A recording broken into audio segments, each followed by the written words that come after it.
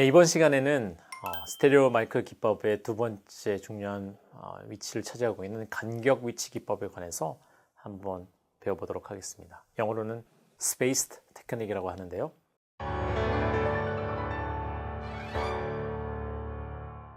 역시 먼저 한번 리뷰를 해보면 좋을 것 같은데, 지난 시간에 배웠던 스테레오 마이크 기법 중 두 개의 단일 지향성 카디오이드 마이크를 90도 각도로 교차해서 설치하는 이 마이크 기법의 이름은 무엇이었을까요? 네, 정답은 XY입니다. XY 기법이 이런 식으로 90도의 단일 지향성 마이크를 두 개로 교차시켜 설치하는 기법이라고 말씀드렸었죠. 자, 오늘은 이와는 대조적으로 다른 격리 위치 기법 혹은 스페이스 테크닉이라고 하는데요. 두 마이크를 떨어뜨려 놓아서 두 마이크 사이의 시간차를 적극적으로 활용합니다. 그래서 지난 시간과는 완전히 다르게 지난 시간에는 시간차를 전혀 활용하지 않는 기법이었는데 이번에는 시간차를 아주 적극적으로 활용합니다. 그런데 이건 시간차만 활용하는 것은 아니고 시간차와 레벨차를 모두 활용하는 기법이라고 할 수 있습니다. 그렇기 때문에 어떤 의미에서는 보다 더 스테레오에 가깝다고 할 수 있습니다. 왜냐하면 저희가 공부했듯이 스테레오는 시간차와 레벨차를 모두 활용한다고 했기 때문에 시간차와 레벨차를 동시에 활용하고 있는 이 격리 위치 기법 혹은 스페이스 테크닉이 보다 더 좋은 스테레오 기법이라고 말할 수 있을지도 모르겠습니다. 자, 동일 위치 기법에 활용한 두 마이크 사이의 각도와 지향성에 더해서 스테레오 마이크와 마이크 사이의 거리를 컨트롤함으로써 스테레오감을 제어한다고 말씀드릴 수 있는데요. 대표적인 기법으로는 두 개의 전지향성 마이크를 이용하는 AB 테크닉이 있고요. 그리고 두 개의 카디오이드를 17cm 정도 그리고 110도 정도의 각도를 주는 ORTF 기법이 스페이스 테크닉의 전형적인 예라고 보시면 될 것 같습니다. 왜 스페이스를 이용할까요? 저희가 앞에서는 코인시던트 테크닉 혹은 동일 위치 기법을 사용하는 이유가 시간차가 생기면 이것이 컴필터를 만들어내게 되고 특별히 모노로 합쳐진 경우에 있어서는 이것 때문에 좋지 않다, 즉 모노 호환성이 좋지 않다라고 했는데 반대로 모노가 아닌 경우 스테레오로 재생되는 경우에 있어서는 이러한 시간차는 공간감을 오히려 증가시켜주는 그러한 효과가 있습니다. 즉 시간차라는 것은 사람이 인식할 때 마치 반사음이 들리는 것처럼 생각할 수 있습니다. 즉 직접음과 반사음이 우리가 도달할 때 반사음이 시간차를 가지고 도달하기 때문에 시간차가 생기면 어디선가 반사음이 있는 것인가 라고 생각하게 되고 이것이 공간감을 증가시켜주는 그렇게 작용하는 인자가 됩니다. 동시에 시간차를 이용할 때에 우리가 동일 위치 기법에서는 마이크의 거리와 그리고 지향성을 활용했어야 됐는데 이때는 우리가 무지향성 이 프레셔 옴니 마이크를 사용할 수 없었습니다. 그런데 두 개의 마이크로폰을 떨어뜨려 놓음으로써 무엇이 가능해졌냐면 무지향성 마이크를 이제 사용할 수가 있게 됐죠. 근데 무지향성, 프레셔 옴니 마이크가 가지는 특성에 관해서 우리가 전에 한번 공부해 봤는데요. 압력차 마이크들이 아닌 압력 마이크, 무지향성 마이크는 주파수 왜곡이 없습니다. 동시에 그에 따라서 근접 효과도 없습니다. 즉 주파수 왜곡 그리고 근접 효과가 없는 약간 비유적인 표현으로 투명한, 트랜스페런트한 녹음이 가능한 그런 기법이 바로 스페이스드 기법이라고 할 수 있는데요. 특별히 옴니를 사용하는 경우, 무지향성 혹은 양지향성 마이크를 사용한 경우에 있어서 투명한 녹음이 가능하다라고 말씀드릴 수 있습니다. 그래서 먼저 압력 전지향성 마이크를 이용하는 AB 기법에 대해서 살펴보도록 하겠는데요. 앞서 말씀드린 것 같이 시간차와 레벨차를 동시에 활용합니다. 이 마이크 기법은 아주 뛰어난 공간감을 주지만 반대로 모노 호환성은 좋지 않습니다. 그리고 스테레오 이미지의 정확성도 약간 떨어지는 편입니다. 이 이미지가 마이크가 어느 정도 떨어져 있냐에 따라서 아주 민감하게 반응합니다.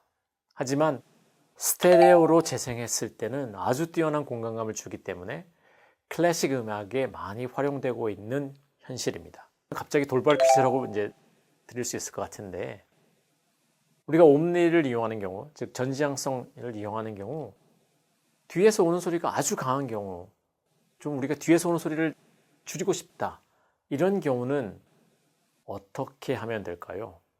그러니까 아주 좀 예전에 이 부분에 대해서 배운 적이 있었는데, 프레셔 옴니 마이크를 카디오이드처럼 바꿀 수 있는 방법이 있었습니다. 그 솔루션은 APE라는 액세서리를 붙이는 거였는데요. 이런 식으로 되어 있는 마이크에 이런 액세서리를 붙임으로써 음향적으로 뒤에서 오는 소리를 좀 줄여주는 그런 방법이 있었습니다. 즉, 이 방법을 이용하면 압력 무지향성 혹은 압력 전지향성 프레셔 옴니 마이크가 압력 카디오이드로 바뀌는 이런 현상이 생기게 됩니다. 그래서 사진으로도 지난번 보여드렸는데요.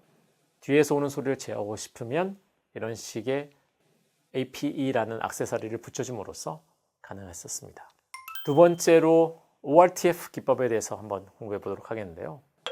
이 ORTF 기법은 이름이 얘기해 주는 것처럼 Office de Radio Télévision France인데요. 즉, 프랑스 국영 라디오 TV 방송이라고 보시면 될 것 같은데, 여기서 개발한 스테레오 녹음 기법입니다.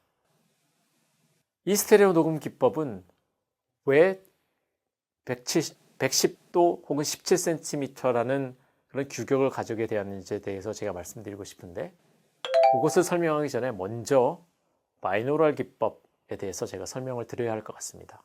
이 바이노럴 기법은 사실은 우리가 배우고자 하는 이 현재 과정보다는 훨씬 더 어드밴스한 고급 과정에서 설명을 드려야 할 부분이긴 하지만, 이 ORTF를 설명하기 위해서 먼저 간단하게 바이노럴 기법이 뭔지, 그리고 바이노럴이라는 것이 지금 화두가 되고 있기 때문에 간단하게나마 먼저 설명을 드리면 좋을 것 같습니다. 우리가 전형적인 스테레오를 통해서 전형적으로 스피커를 통한 스테레오 재생은 왼쪽 그림에 나와 있는 것처럼 마이크를 악기 간에 놓고 그것을 스테레오 스피커를 재생해서 저희가 듣는 그런 방식입니다. 근데 이제 이 그림에서 보시면 알겠지만 왼쪽에서 녹음된 신호가 내 오른쪽 귀에도 도착하기도 하고, 오른쪽에서 녹음된 신호가 내 왼쪽 귀에도 도착하는 것처럼 약간의 이미지 블러가 생깁니다. 이게 혼합되고, 저희가 이건 이제 전문적 용어는 크로스톡이라고 하는데, 이런 식의 크로스톡이 생깁니다. 그런데 더미 헤드 마이크로폰, 즉 사람의 머리처럼 생긴 마이크를 통해서 우리가 이 피아노와 바이올린을 녹음하고 스피커가 아닌 헤드폰을 통해서 재생하게 되면 녹음단과 재생단에서 손실이 전혀 없게 됩니다. 즉 이론적으로는 완벽한 3D 음장을 재현할 수 있게 됩니다. 정확한 양귀 간의 레벨 및 시간 차이를 구현할 수 있게 되는 거죠. 오른쪽은 양귀 간의 레벨과 시간 차이를 스피커 간의 레벨 차와 시간 차이를 통해서 어느 정도는 approximate 해가지고 재생하는 그런 방식이라고 한다면, 오른쪽에 나와 있는 더미 헤드 마이크와 헤드폰을 통한 바이노럴 기법은 완벽하게 양귀 간의 차이와 레벨 및 시간 차이를 구현할 수 있습니다.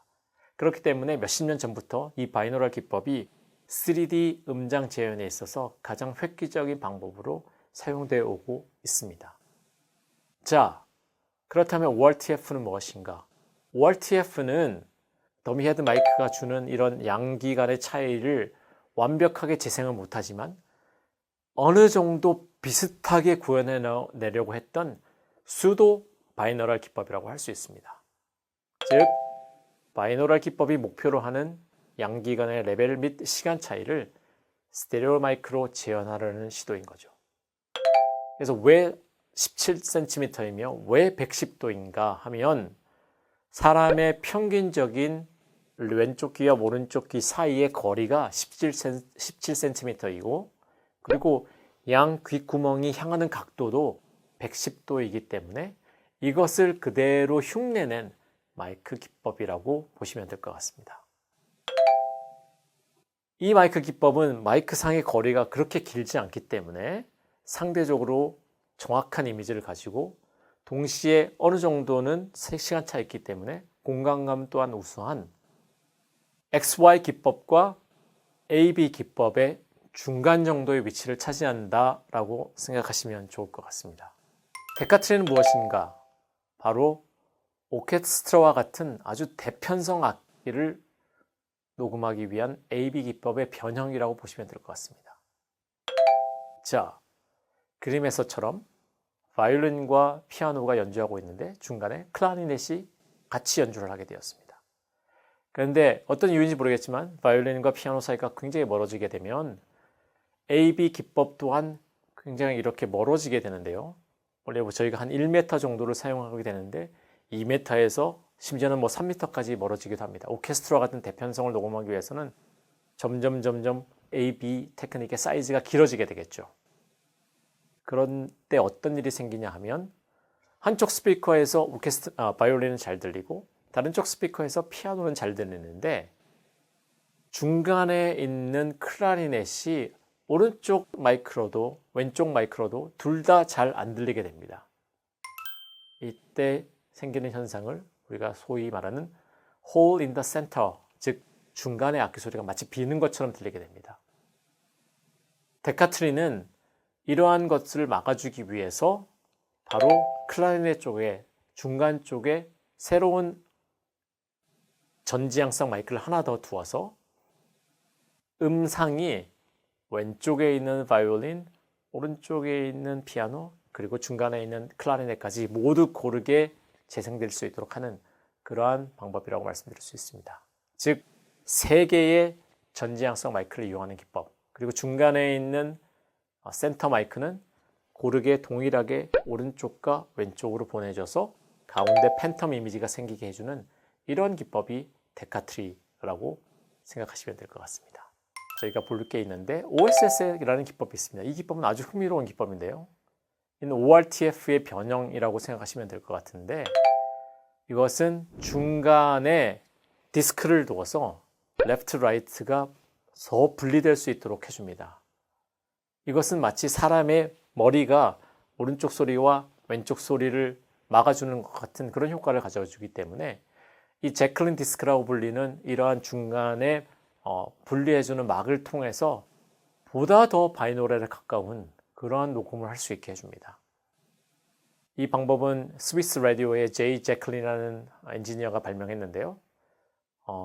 실제로 저도 예전에 아주 많이 사용했지만 피아노 등 여러 클래식 음악에 있어서 아주 좋은 효과를 가져오는 그야말로 안정된 음상과 그리고 좋은 공간감을 동시에 가져다주는 아주 훌륭한 기법이라고 할 수 있습니다. 하지만 이 디스크가 필요하고 또 세팅해주는데도 특별한 효과가 필요하며 동시에 비디오용으로 즉 TV와 같이 화면이 들어가는 경우에 이제 많이 거슬리기 때문에 최근에는 그렇게 많이 사용되고 있지는 않는 그러한 기법이긴 합니다.